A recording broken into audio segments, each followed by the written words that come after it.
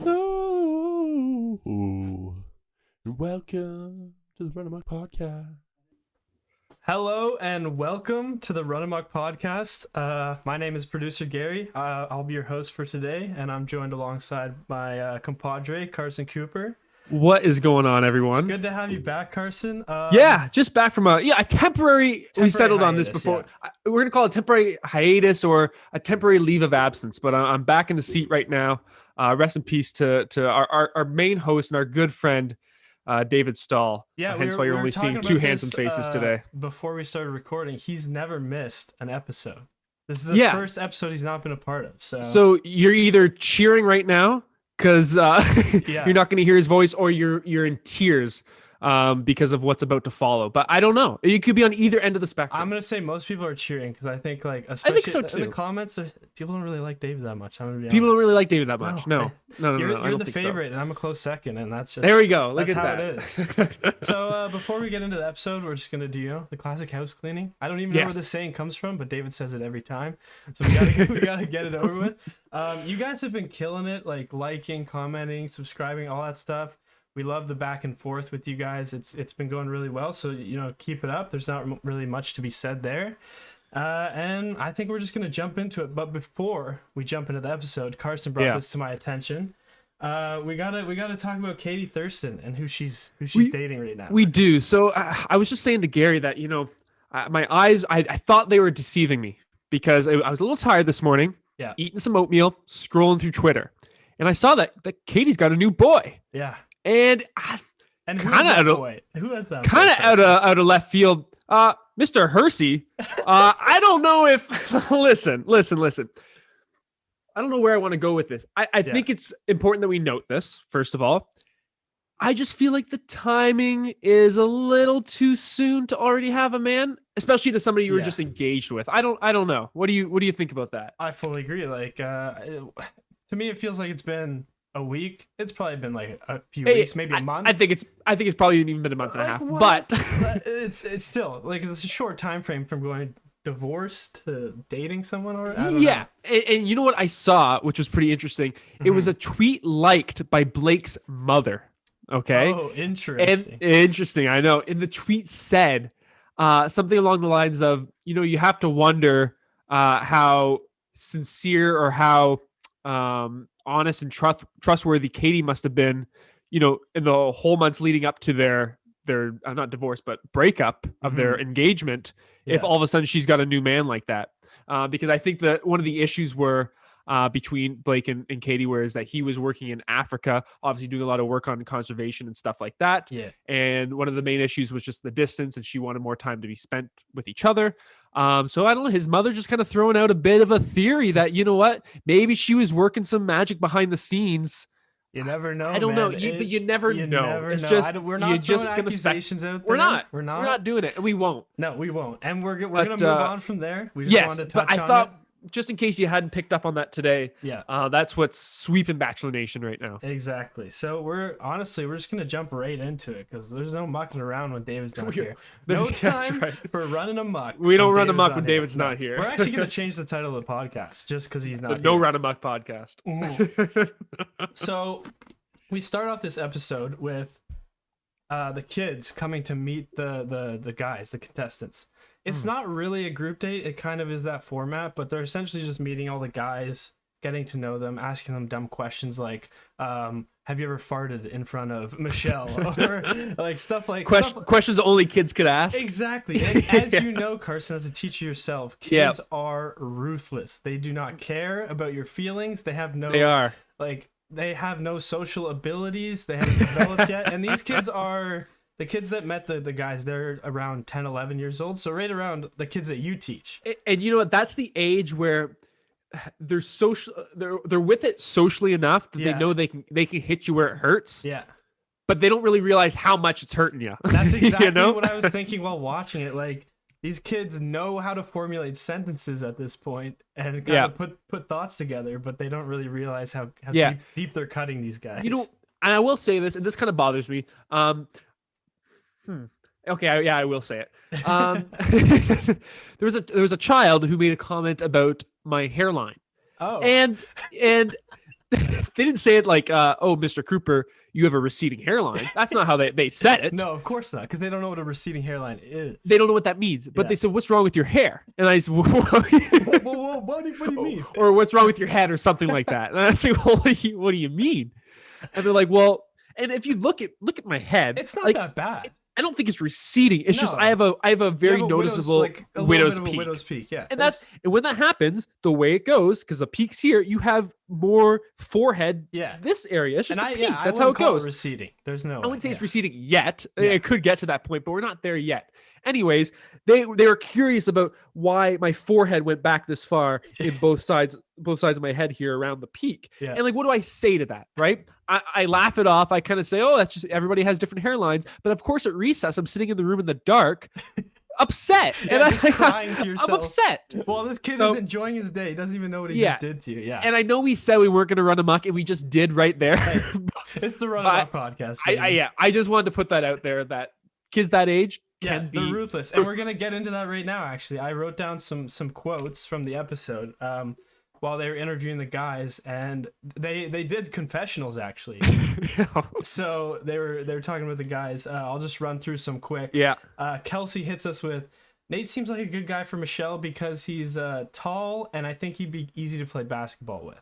Just there you go. I like that one. Right? Sure. But the funny thing about this is Nate is a horrible basketball player. He's the tallest guy in the season, but he's the worst basketball player by far. You know what we call that? Wasted height. Wasted height, exactly. That's what every tall person I meet, I'm like, you must be really good at basketball. And if their answer is no. If no, then wasted height. Wasted height.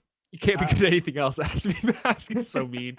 So rude. But yeah, awful. We get another one from Ahmed, who sums up Rodney to a T. He goes, Rodney stood out to me because he's really funny and I think he's a really nice guy. We even made a secret handshake. And this, I don't know why, but this is Rodney's go-to thing. He has a secret handshake with everybody. It's just, that's his personality at this point. And I love Rodney. He's great. But that's a tough personality to have. He's just like a friend zone guy, you know? That's just it. And I know everybody listening knows a person where their thing's the handshakes. Exactly. Right? And you know what? There's not much more to them. Yeah, I know it might be rude, but like that's the depth of your personality, unfortunately. Yeah. And then we get another one from Kelsey. Kelsey's actually putting out some banger quotes. Yeah. She's talking to Martin, and the whole time Martin is explaining his intimate and romantic moments with Michelle to a 10-year-old, which is a weird vibe. Hey, read the room. Yeah, read the room, man. Even Kelsey said that. She's like, I don't really like Martin. She's like, I don't know how to explain it, but I just don't like him. Like, you summed it up perfect, Kelsey. And for those of you that don't know, Martin is like the villain of this episode. Like, he's really come out of his shell. The last couple episodes, we've been cycling through villains, and it's been revealed to us that Martin's like the mastermind behind it all. And so Kelsey gets it. She knows he's a piece of shit. It makes you wonder too, if you're opening up like that to a 10-year-old. Yeah, you probably don't have many people. Man. Probably don't have many people to turn to. No, exactly. And you burnt some bridges in your day. He's one of those it's one of those conversations where he's like talking to her and just like staring off into the distance, and she's over there just like not paying attention. It's like, bro, if you're having a conversation like this with a 10-year-old, what is your game like, man? He's just imagining that it's anybody else there. There's somebody who will listen. He's probably talking to a producer or something. Like, I don't even know, man. It's a tough look for him. I'm not gonna lie. We get another banger from Jalen and Kelsey, and they're talking about Olu. I don't know if you know Olu. He's like the big Jack guy, and he's like, Olu's like he's nice-hearted. He made us feel warm inside, kind of like hot chocolate and a chocolate chip cookie, which is such an odd description of a person, but I love it. Olu's finally getting the recognition he deserves. Is that what he deserves? I think being compared to a cup of hot cocoa.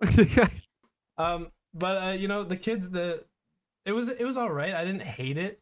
I don't know how you feel about these kinds of dates where they bring in, like, this is the classic teacher thing to do, bring in the kids, have them meet the... Yeah, we've seen that in other seasons too, where they always, whether it's on like a FaceTime call or like one of those things, they always try to incorporate that.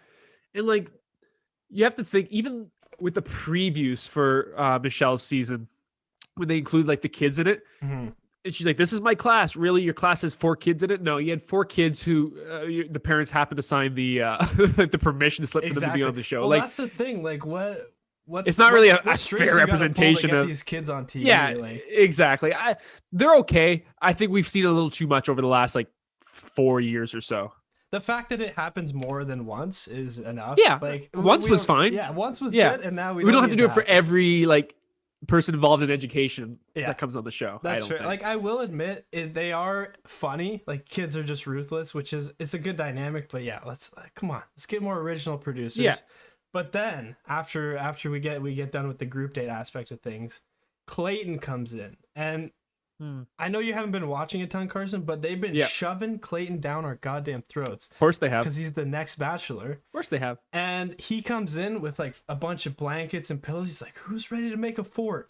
And so he makes a fort with all the kids, and they get in. It's a good moment, sure, but like Now, he's such a nothing guy in this season. Why? Why does he need to be the center of attention all the time? and here's my question. Do you think, I mean, because he's kind of a nothing guy, Yeah. do you think that right before you went out there, some producers shoved some blankets and pillows in his hands and go out there and get a fort built? I don't Do you know. think that's a possibility? Or do you here's think the that was a thing. genuine thing from him? Here's the thing. So there's a theory going around that this was either the producers made him do it because they knew he was going to be the Bachelor, or this is the moment that made them want to make him the Bachelor. I'm not sure which way I'm Interesting. leaning. Okay. But if it was the latter, this is the moment that made them want to pick him. Like maybe that's how it worked, because he's still in the season, right? You can't really decide. Yeah, that's Because he true. still has potential to go through. So maybe they Go saw through. that, and then he got. We won't skip ahead Booted. too far, but he gets booted, and then they're like, "Okay, you can be." And they're like, the okay, Bachelor." Yeah. the pillow guy. Yeah, the pillow guy, exactly. Yeah. But yeah, we get that. He builds the fort with the kids. It's a great moment. I won't lie. And if he was more of a competitor, this might have been a really good move for him, because after this group date like finishes, the kids get to pick who goes on the one-on-one. So that's how that kind of transpired. They picked Clayton because he built the sickest fort they've ever seen, and then it was a wrap from there. He wasn't talking girl problems with a 10-year-old. Exactly. No, that's where they were talking about farts and all that shit. I actually have some quotes from the fort building. Oh, okay. Where This is should be Where good. is it? Fort building quotes. These better be exceptional quotes here, producer Gary. Oh, it's just no, it's not even worth pulling up. It's like, honestly. so they're not We're exceptional. gonna- Yeah, not unexceptional. Yeah. But we move on there from there to Clayton's date, and the kids actually got to plan the date. So Michelle pulls up. Clayton It's a pulls really up. kid-oriented episode here. They centered the whole Oh my goddamn God. episode around the kids, and Yeah. we'll get into it a bit later after Clayton's exit. But there's more. There's more to come, and I hated all of it. I'm not gonna lie. But the date was actually pretty good. They get in a limousine filled with pizza and candy, obviously, because a 10-year-old planned the date. It's a 10-year-olds. And then they drive to the museum to spend a night at the museum, which I will admit, kind of a cool date. Yeah, it's Like, kind I'm of a not gonna vibe. lie, kind of a vibe. Yeah. If it was with any other guy, it would have been amazing. But It would have been awesome. Yeah, it was unfortunately, a cherry on top. Is with Clayton, and their chemistry's just off, man. I don't know how to describe it. They just don't. Their conversations never get deeper than like, let's have some fun together. That's as deep as it goes. And I think that's a Clayton problem. I don't think there's a lot of depth there, and you don't have to have the saddest backstory of all time to have depth, but. You do but have you to also get emotional and like share some of your life, like right. You should be having a Bachelor in Paradise conversation. exactly. Right? That's what it feels like. Yeah. You hit the nail on the head there. That's exactly what it feels like between these two, which is fun. But like that's not. You're not that's making not it to what them, this man. show is. This Yeah, show's about exactly. love. We're not trying to just. It's not about flings, man. That's save it for It's Bachelor. not. As David would say, Clayton, you'd be great on Bachelor in Paradise, and that's But yes, that's it. that's it. That's it. That's your role, it. buddy. I'm sorry. So we move on from the date, kind of whatever. They have dinner. They have that. He tries to open up, doesn't really go anywhere, and she grabs the rose and she's like, Clayton, I'm sorry, I can't give you this rose. I'm gonna have to walk you out. And so instead of them, the classic sad car drive off scene, that's it, done, over with. They cut to the next morning, and he's in his hotel room. And then the kids enter the hotel room with a note for him. Okay. Why? Okay. Why? They hand him the note, and they're like, "Okay, you can't read it till we leave." Though they leave, he opens it up, and he just starts bawling his eyes out over this note of these Is kids he met. Is it a note written by the kids? Yeah, written by the kids to say goodbye to Clayton because they miss him so much already. they draw him with a wacko hairline. I wish. They actually had very like neat handwriting, so I'm almost thinking that they didn't write it. So yeah, well, they didn't. Yeah, he gets his like I don't know. They're just shoving every chance they get. They shove him down our throat, and he's just crying, and he's like getting so emotional. He's like, "Oh, this makes me like I want to have kids now. I want to like I'm gonna do everything in my power possible to make this happen. Like be the next Bachelor." You know? So, yeah, I was gonna say. So this seems very much like a specific plotted event, plotted scene, that was pretty much there to make us love this guy. Precisely. Like, let's get behind him. This guy wants kids. He wants a relationship for the right reasons. Now, this was the moment where we are growing together with him. Yeah, and he's gonna do his journey for kids, and he's gonna do whatever it takes. Exactly. And oh my gosh, we'll see him in a few weeks being the Bachelor. Here's my thing. So, do you like? How do you feel about Clayton being the Bachelor? Like, let's talk. About it. So I heard very early. I'm sure like you did too. Like I heard the leaked kind of stuff quite early before we even knew who he was.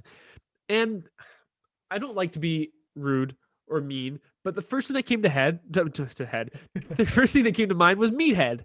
Yes. Yeah.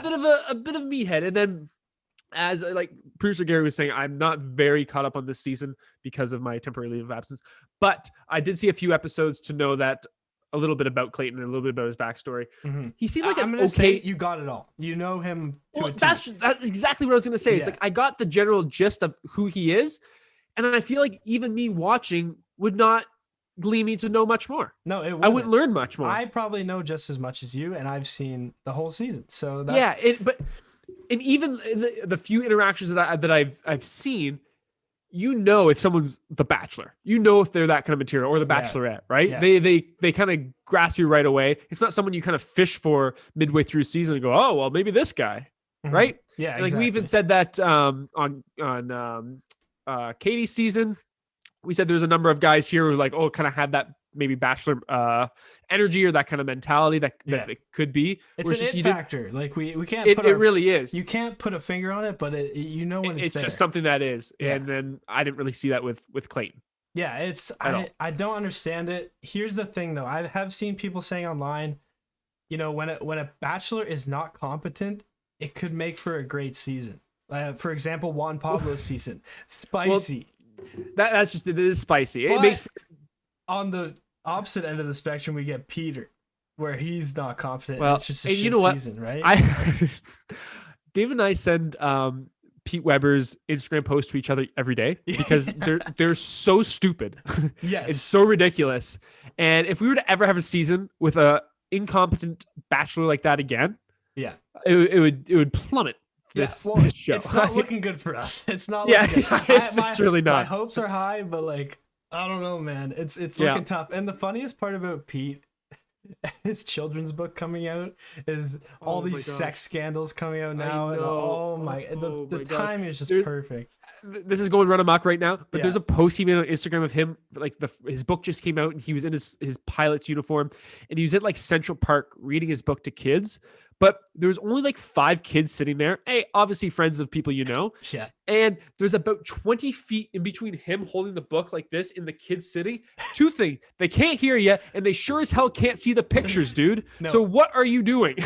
Like, it was the biggest photo op I've ever seen. Yeah. Like, no book was being read that's that day. That's just Pete, man. Like, that's I know. Like, Cornball Pete. Cornball Pete, man. Like, we've hated him since his season, and we're learning to hate him even more. Even true. Afterwards. So. Not helping his case. Fuck Pilot Pete. Let's move on to the farm group date. This is just a classic group date. We got the 2 front runners, Nate and Joe, competing at every aspect. We got Martin, who looks like he's never touched a farm in his life. He's just a classic Miami kid, just doesn't know what's going on. But we see Nate and Joe, the top 2 front runners. I don't know if you know this, Carson, but me and David each drafted one person each. So he took Nate, I took Joe. So we were joking, like if you drafted someone, you wouldn't really have a horse in the race because it's kind of a 2-man race at this point. Fair enough. We got Brandon. I don't know. He does make some headway in this episode, but Yeah. It's Joe and Nate right now, and let me just say this right now: Nate sucks at everything. He loses to Joe at everything: churning butter, playing basketball, shoveling manure, milking cows. Like just losing at all aspects of life. Oh, I was gonna say playing basketball wasn't part of that date though. No, right? not that date. I was gonna say that doesn't fit in with churning butter and shoveling manure. Amazing if they played basketball on the farm. But no, the farm date was cool though. I'm not sure if you're familiar with Rodney, but man, he would make a great bachelor. His personality is just through the roof. He's always making jokes. He is the handshake guy. That sucks, but like he can move past it. We can work past that. Yeah, yeah. He can. Yeah. He has more depth than that for sure. He's always making jokes. Joe and Nate are like kind of competing with each other, so he takes that opportunity to kind of like make some time with Michelle, which I think really paid off for him. Because as we'll get to, he got the rose later in the episode. He's going to hometowns, baby. He kind of does feel a little bit like a Justin to me, where like he made it this far and he really doesn't belong there. Poor Justin, that poor guy, man. I feel so bad for him. I don't feel bad for Rodney though, because he's just so fun and outgoing and like just like such a free spirit almost. Whereas Justin was like just kind of trying too hard, and he knew he shouldn't have been there. It was just kind of that vibe. Yeah. But overall, like the farm date, cool, kind of original. Nothing crazy happened on it. Kind of whatever. But from here we move on to it's not the cocktail party, because she ended up canceling the cocktail party because she knew where her heart was at. Of course. This was after the group date actually. They went back to the hotel, and Olu is like, Martin's going off about Michelle and how she's like immature and like all this stuff, not to her face obviously, to just in front of the guys. And Ola's like, this doesn't sit well with me and whatever. And Martin says some shit about Michelle not having dealt with her childhood trauma is immature, which is just like the toughest look on that live TV. Like, what are you Why doing, would you man? say that? How, like, bro. Like, was he expecting to get like a good reaction out of the guys? Dude, I have no idea. This is what he's been doing all season. So he's always involved with the guys that are the villains. So like Chris S, he would always be talking to him.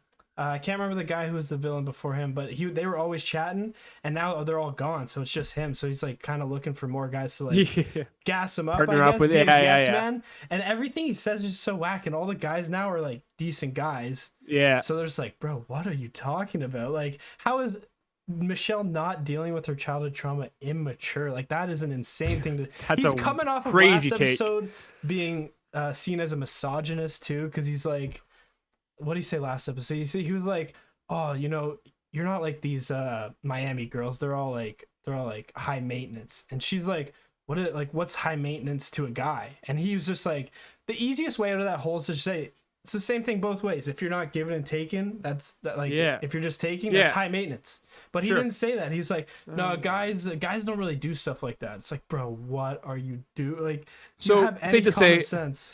A tough stretch. Tough stretch for Martin. Very tough stretch. And he gets his comeuppance because Michelle sits him down after Olu talks with Michelle. He's like, yo, this Martin guy, you need to have a chat with him. He's saying some bullshit. He's not being truthful. And then Michelle pulls Martin aside and it's just basically like, you know, someone told me, brought this to my attention, said you weren't being truthful with me. And he's like, oh no, that's not actually what I really said. What I really meant was like, it's he basically said you're being immature but worded it differently. He doubled down. He doubled down. Like, what an insane move. And then so she ends up sending him off, and he's in the cab, not crying. He's just like, man, I feel bad for her. Like, what a loss. Just like, oh my gosh, like, triples down on all of his statements. The very rare triple down. Yeah, I haven't checked out his Instagram profile. I don't know how many followers he has, but I'm hoping he lost some after that, because that's a tough. Oh my gosh. Like, at that point, what are you trying to gain from the show?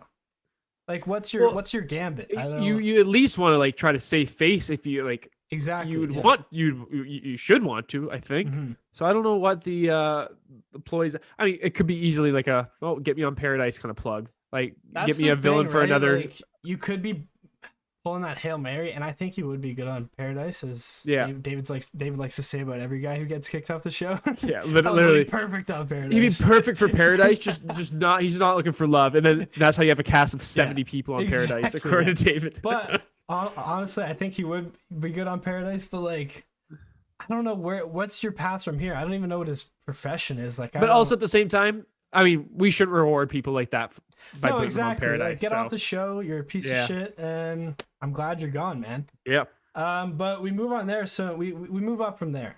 We get Brandon's one-on-one.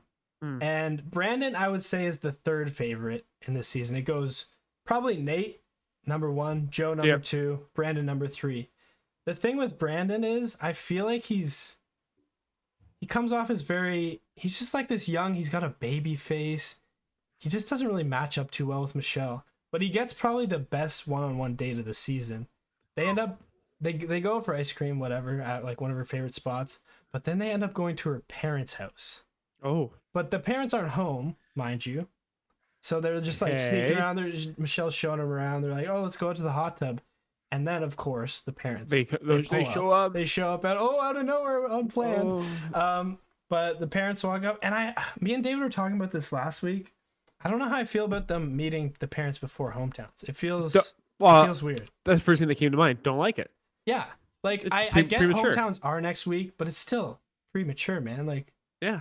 I hate when hometowns are a sacred thing. Like that's when we. I can't remember what season it was. I think I know what you're talking about. Pilot Pete's season. It was Pilot Pete's with Hannah Ann. Hannah Ann and the wedding on the first thing. God. Their first one-on-one. The worst thing. That's the worst. Like, don't do that stuff, man. It was like a vow renewal of his parents. Yes, that's what it was too. God. Oh my gosh. But yeah, let's stop meeting the parents before hometowns. I will be honest though, it did go very well for Brandon. He kind of killed it, which is, good luck for him. But it's just so awkward. I don't know how I feel about this move. He asked for their blessing on the date. He's like, Michelle, can you leave for a second? I gotta talk to your parents. It's a hometown thing. You don't need to ask for the blessing. Yeah, bro. Whatever. There's still 4 more. She hasn't even sent the 2 guys. There's 6 guys left. Like, what are we doing, man? Yeah. Obviously, he ends up sticking around, so yeah, good on him. But like, was the blessing given? It was given. It was the classic answer. It wasn't like, oh, I give you my blessing. It was like, whatever Michelle decides, that's what we'll decide. Like, basically, like, if she chooses you, then yeah, go then you have our blessing. Yeah. You should be asking for hers. Yeah, I mean, there's some parents, man, that fully would have been like, what are you talking about? But luckily, what are you talking about, dude? You're just in my hot tub, you creep. Exactly. Wearing her dad's swimsuit, by the way. Michelle's dad's swimsuit. Not a good look. Oh, that is tough. But luckily, Brandon's a class act. He's a good dude. He got away with it. I will. If it was anybody else, if it was Martin, oh my god, it would have been a tough look. Game over. So we get back from Brandon's one-on-one. And this is where Michelle cancels the cocktail party. She's like, I know where my heart's at. Wow. Brandon, you're getting a rose. Joe, you're getting a rose. Nate's getting a rose. And Rodney's getting a rose. So we see I haven't talked about Rick this whole episode because he's kind of faded into the background, honestly. Earlier this season, he was looking like top 3. And then he just kind of rode that wave and didn't say shit, didn't do anything. The classic getting your classic. You come out hot and then you get just cold fizzle quick. Out. Yeah, exactly. Yeah. So we see him leave. It's tough to see him go, but hey, it's your fault, my man. Trimming the fat. Should have been making a move on her, like something. Yeah. He didn't even get any confessional time either. It's just like you're just like, nah, I'm done. I'm just gonna ride this out. And probably not see on Paradise, honestly. I don't. Yeah. He's kind of a nothing. Like, I don't know. He's a good dude. Not a lot of personality. Olu, same. He has some depth to him, but at the end of the day, he's just jacked. That's all he is. He's Swolu. That's all. Swolu. That's all we're getting from him. So yeah, we got our top 4. We're going into hometowns next week. Joe, Nate, Rodney, Brandon. Yeah. I still think it's a 2-man race. As good as Brandon did on his date, I still think it's between. So you don't Joe even and think Nate. it's a question? I don't think it is. And we got a lot of comments last week on one of our clips. We were like discussing between Nate and Joe who was the safer pick or whatever. And it's pretty 50-50, man. Like, people are split between these two. So Wow. I don't know if you know too much about either of them. So interesting though that you and David each got one. Yeah, no, That's awesome. Yeah. We were gonna do the draft with like 3 each, but we put it off to like week 3. Yeah. And we're like, at this point, we've already cut the guys in half. There's like 15 people left. Like, yeah. So we just went for the one-on-one. I think Nate might have it in the bag. As hard, like, I have Joe as my draft pick, but Nate's just pulling ahead, man. That guy he's smooth. He sucks at everything, but he's just but he's smooth. He's so charismatic. Smooth as butter. Outgoing. But we discussed this last week. I think Joe's the safe pick because he's like, she's trying to settle down, right? She's a teacher. Sure. She's got a full-time job. Joe's like from Minnesota. He knows the place. He knows Michelle. They're both into basketball, whatever, blah, blah, blah. Yeah. I think it's safe, cozy pick. Safe, cozy pick, but people are like, it's boring, you know? But it fits the lifestyle. It does. That's the thing. And obviously, we're not trying to say, Michelle, you need to settle for Joe. That's not what we're saying. Oh, gosh, no. We're saying, you know, he just might be the fit for your life. Yeah, we're making that decision. We're making that decision for you. So, Michelle, you better fucking pick Joe or that's right. We're done here. But no, we're going to get into my roses and thorns. I'm assuming you don't have any, Carson. Unfortunately, I do not. No. But, and I'm gonna play by the rules. I got 1 for each. I'm not gonna pull a stall and go. Name the whole actually, episode. I have 3. Yeah. It's like and everything this episode. And my third thorn is the entire episode because. Insane that he does that and gets away with it every week. He gets away with it, yeah. I'm gonna start calling him out on it. We need you back. We need you mediator in this podcast. God, need some law. But yeah. So for my rose, Martin being exposed on national television. Fuck, it felt so good to see him just destroyed on national. There's something about that when just a piece of shit just gets exposed. Just gets in front what of they get. Everybody. Yeah. We had that guy at the beginning. I'm sure you saw the guy with the notes. Yeah, like, yeah. Who the fuck are you, bro? Like, what are you doing? Guy got exposed so quickly. Episode 1, gone, booted out of there. Unfortunately, Martin had us in the beginning. He had us in the first half, man. Me and Stahl were on board. Even after his sketchy one-on-one date, we were like, man, he seems like a good dude. And then turns out, kind of a piece of shit guy. Yeah. And then my thorns got to be Clayton being shoved down our throats at every turn. What are we doing, man? Yeah. Nobody cares about him. Fair enough. No one cares about him. No matter how many times or opportunities you take to make us care, if it's a bad bachelor, it's a bad bachelor. I mean, and we don't know because the season hasn't aired yet, but listen, we know how to pick out some bad bachelors in our exactly. day. Well, and that's my worry too, is people already hate him. So no matter what, it's so just true. Not gonna go well, I think. But you know, we'll have to wait and see. I really don't want another Pilot Pete season, but it might be happening. But it might be. So only time will tell. That's right. I think we're gonna wrap it up though. Thanks for coming along, Carson. Good to have you thanks back. for having me. It's been nice to be back. Had to dust off the old mic here. Yeah. But it seems to still work. I still know how to plug it in. That's all it takes. You just have to plug it in. That's right. And fucking speak into it. Yeah, that's right. But yeah, thanks for listening. We hope to have you back, Carson, for next season. Because I will. Yes, I intend to be back for Clayton. As exciting as that will be. As exciting as enticing as it is to be back for that season. That is the idea. Me and Stahl will watch the first episode. We'll let you know how it goes. If it's bad, you could just stay out. You can take you can take a longer leave. You can come back for Paradise, maybe. I don't know what's. Yeah, I would never miss Paradise. I don't know what's slated for after. I don't think we have anything slated for right after Clayton. But No. I'm gonna miss this like back to back nature. It's been hot. It's been crazy. We got Katie, we got Paradise, we got Michelle, we got Clayton. Like, what are we gonna do with ourselves in between? I just don't know. But let me tell you, retirement's nice, buddy. It's good to get a break. I might have to join you. No, but thank you for listening, everybody. We'll see you next week, and remember, a wet bird never flies at night.